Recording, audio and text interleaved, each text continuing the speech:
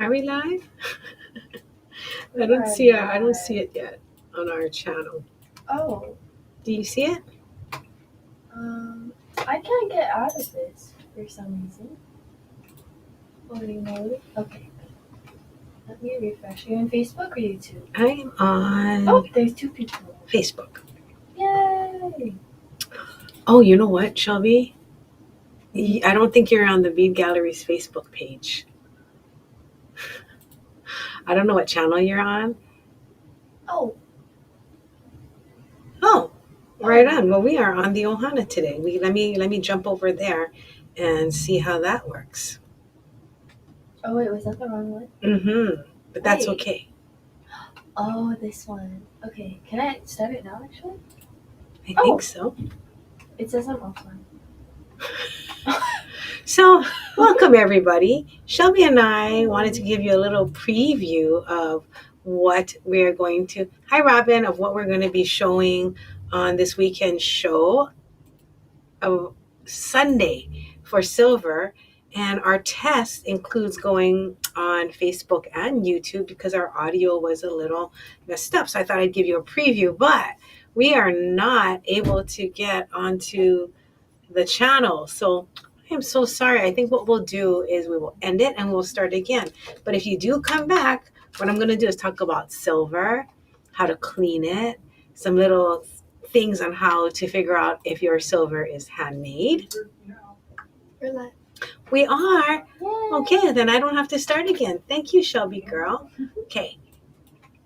And so then I will talk about silver, show you some pieces that I purchased, show you how I clean silver, and if you have any questions, it's going to be a quick live, so let's just get going. So down here is a bunch of silver pieces that I bought when I was in Bali. And the neat part about it is in Bali, my goodness, because silver working is so much a part of their culture, their upbringing, that you can find silver almost, I don't want to say anywhere, but in certain neighborhoods, provinces, oh my God, it's like the whole community is about silver working. And silver to me is like the queen of metals. In case you're wondering what I'm doing, I thought I'd make a little bracelet today and add charms on it and do like a silver bracelet charm. Now, because we live in Hawaii, we have, Shelby girl, can you grab my water on my desk? Because we live in Hawaii, we have a lot of tarnish that occurs. Now, so many of my customers come in and they're like, I want sterling, but I don't want, I want silver that doesn't tarnish. Well, I'm going to explain right now. You want silver that tarnishes. If your silver doesn't tarnish, it's not sterling silver. Okay, sterling silver definitely tarnishes. That is the nature of it. If your silver does not tarnish, again, it is probably not sterling silver. Hi, everybody. And so, because you want your silver to tarnish, you have to clean it. You have to maintain it. But being such a soft metal, it really is easy to clean. So I am going to give you my cleaning tips, okay? I was going to try and talk and make a chain at the same time, but I don't think my skill set involves that today. Shelby, Auntie cannot make bracelets and introduce silver and clean it. So I'm going to stop my little project and move on to talking about silver. These are all handmade. And so what happened is through a friend of a friend that I met, we were able to go to a silver working house, which was cool, somewhere where they make the silver. And I was able to purchase these as samples. Ba-bam! So if you want to buy any of this in the live, you can tell me, you can text me, but they're not on the website. They're not in the store. They just go back on my desk for maybe me to wear if you don't want it. I love this ring. It's a crown. Isn't that pretty? Now, because we want sterling silver to tarnish, my favorite way of taking care of it is with this yellow polishing cloth. This is made in Japan. We've carried it for, 25 years. Not this particular one. This one in my hand is probably 10 years old. They last a really long time. So think of this like exfoliating your face, okay? If you have some loose junk, you can get it off with a cloth. It's going to have micro abrasives in it, so never, ever, ever wash this particular cloth. This one you can actually breathe in without dying. It doesn't have anything in here that can clog your lungs, thank God. So some other cloths, like specifically one that's called a rouge cloth, is one that you don't want to inhale in. Okay, so just be careful, read the instructions whenever you are polishing or using any kind of cloth. Anything with loose fibers that you inhale, please be responsible for it and think about it and research. This one, it's good. I wouldn't say it's good for you, but it is not toxic for you. So you never ever want to wash this particular yellow cloth. You want to keep it like this. As it gets dirtier and dirtier and starts to fall apart over time, it's okay. It really is. You just get a new one. So this is going to remove all of the buildup and the tarnish. Now, what causes tarnish is you and your environment. So when your silver gets moisture on it, it attracts, I guess you could call it like, uh, so I'm listening to Jason talk outside. I got distracted. It attracts when the moisture is attracted to the object, it starts to turn a little bit yellow. So what attracts moisture is your skin, moisturizer, oil, fingerprints, anything like that. So putting your jewelry in your bathroom where there's a lot of humidity, wearing it in Hawaii where there's a lot of humidity, all of that will cause your silver to tarnish.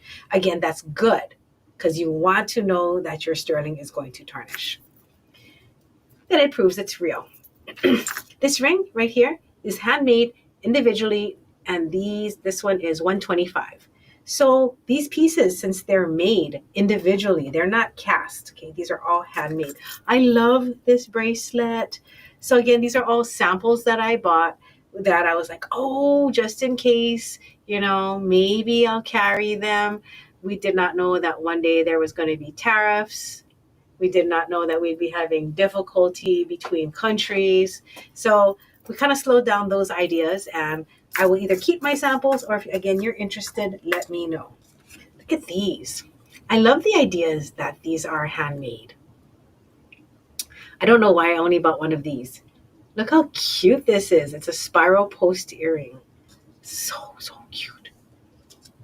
Look how shiny it is. Silver is like one of the few metals that can get this luster on it that just glows. And I love this chain, handmade, and then they pull it through oh my God, I'm losing the word right now, but they pull it through a teeny little hole to draw a draw plate. And then they also hammer it to flatten. Isn't that amazing? Look how thick this piece is. This is a square chain. Oh, lovely, lovely, lovely. Oh my gosh, look at this. This is a bangle. Look at the square wire. So I was thinking I would love Jason to teach this, doing a square wire bangle. And then this has a little sterling silver tassel. You guys can make this. Isn't that cool? Next week, Thursday, I have a friend named Les who's coming in. She wants to make cuff bangles, that just close on the wrist, that don't close all the way, but they just close around your wrist. So we will be making some cuff bangles with her next week. If they work out beautifully, I'll make a video and I'll do a Zoom class with our premium Ohana in our class sessions. Isn't that nice? This is so heavy too. Gorgeous. I really like this piece right here. I love it because twist wire and smooth wire, when you're making your own components, just think about that. Use maybe square wire. You see how like that thick look? Use twist wire. This is a round wire, so this is the kind of wire you're probably most familiar with. But by changing out your wires, you can keep the same design, the same techniques of making something, but it just changes the look so much. I love square wire. Like this is all done with square wire here. It's a geometric necklace.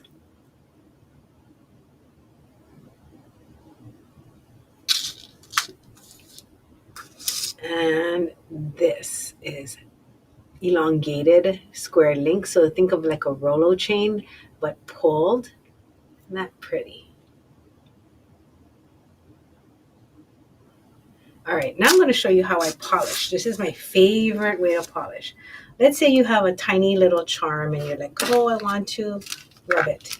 So the thing that I don't do is this. I don't take my polishing cloth and then I try to rub it because I find that all the squeezing makes my hand hurt. It's a lot of pressure. So what you can do instead is put your polishing cloth down. And if there's an edge on your piece, even better. And I just kind of balance it on the edge and hold it and rub it like this.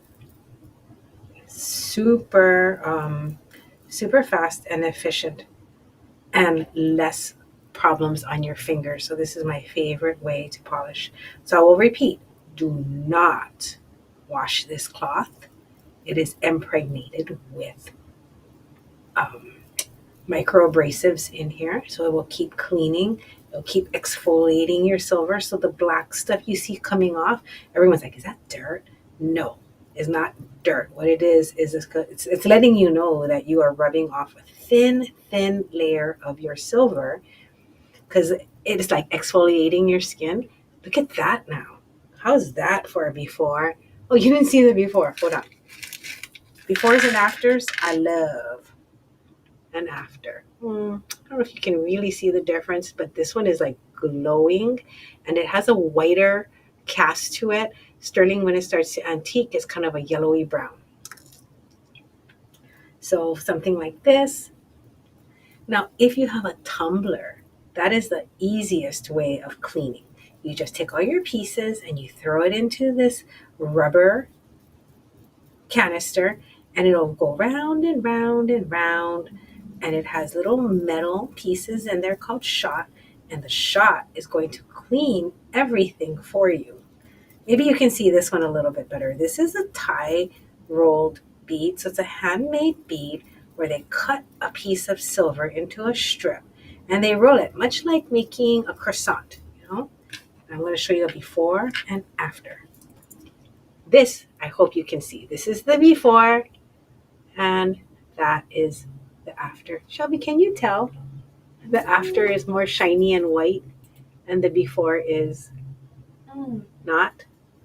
Okay. She made Okay. She made the monitor really big for me. I couldn't see it. So if your monitor is 4 times bigger than your face, I think you'll be able to see the difference between the shined up one and the non-shiny one. So it's going to glow. So this is a really nice way to clean your silver, just with a cloth. There's also sprays, and then there's things that you can just dip it in. But you have to research to see the toxicity of some of the things that are being used and make sure that you're cleaning it, keeping it off of your hands, not doing it in the kitchen if it's got any kind of. Where do I buy a canister for cleaning? So if you want to do something like tumbling, call Jason because he sells the tumblers. He's been selling tumblers for 25 years, about 25 of our 28 years in business. And he makes his own shot. So combination. He has like a little recipe of like a little triangle one that he puts in there, a bicone shaped one, a little round one. And so what happens is the different shapes of shot bounce around and hit the pieces and go into the little cracks and crevices. So it really makes it, oh, look at how dirty that one is. I don't know if you can tell, but it is, let me try. It's actually kind of got some brown on there, which is why you can be very assured that this is sterling and you can just clean it. So for something like this where it's all silver, no gemstones, no pearls, I will definitely throw it into the tumbler, or even dip it and use something that will clean all of the silver all at once. But I must tell you, there's something very satisfying about cleaning silver by hand. It really connects you to the piece. All very old school. Hi, Marika. And then when we do the show on Sunday, I have a photo I hope to bring into the show. Like, I don't want to be all like, I don't even know what the word is, like bitchy about it. But like, I've seen other people selling silver, but it's not real. They call it silver color, or they'll call it like silver. I don't even know what they call it, but they kind of like cleverly make it sound like it's sterling, but it's not. They're usually copies, and if they are silver, then they're cast. So a lot of the Bali beads, and this is something you should watch out for. A lot of the Bali beads that are handmade, like this, all of those little dots used to be soldered on individually, and the skill level at making sure all the dots are the same, it's a skill. So these are not easy to make. And then I saw some, about like 15 years ago, there were being some made in India, and then they were like copies of it, but they weren't using the same level of silver, so those tended to get gray really quickly. Well, nowadays I see that they're coming out of other countries yet again, but they're being cast. They're not being soldered one by one. So, one way that you can tell is if when you hold the beads in your hand, let's say, you'll notice that wherever the cast line is, you can see like a marking or a line, and it'll be the same line in the same place every single time. Or if there is a dot that is off, you'll see that that dot is off in the same place on every single one. So this is kind of cool because you can see like on this one, there is like a half millimeter space right here that is bigger than the other spaces. Like that one is like about a little bit tinier on the spacing. So these are handmade. And I think that is such a cool thing to know that it took skill and dedication to make this. So whenever you see something that is price based, as your friend and as like a bead mentor, I always tell like younger generations of beaders to just take note as to what are the difference. It's like almost like a game. What's the difference? If it all looks the same, can you recognize that? And that's a key characteristic on something that is not handmade when they're absolutely the same as each other. Okay, I hope that was a lot of information. I hope you have a wonderful, hi Melita, I hope you have a wonderful week. Please come to our silver show on Sunday. We're doing one, I wouldn't say big show, but one fun show a month where we kind of like spend our time showing you things hopefully you've never seen before and things that we haven't shown before. There'll be some things from our stash and some new things from our trip to Bali. And right now I'm working on a little bracelet with this right here. If you're watching in replay and you do want any price quotes on any of the silver jewelry that I showed, I'm not going to have it in the show. Hi, Carmen. So just let me know if you like one of a kind silver jewelry. All right. Thank you very, very much. It was a pleasure hanging out with you, and I'll see you on Sunday. Oh, I just put on YouTube. If you have a chance, run over there. I did a 5-minute clipping. So I did a live a couple of weeks ago, and I made these really cute pearl earrings. So easy. Just with a piece of nylon cord and some tip drill pearls, and I think one fluorite, just stringing it. So go take a look. Let me know if you like those earrings. All right. We'll see you soon.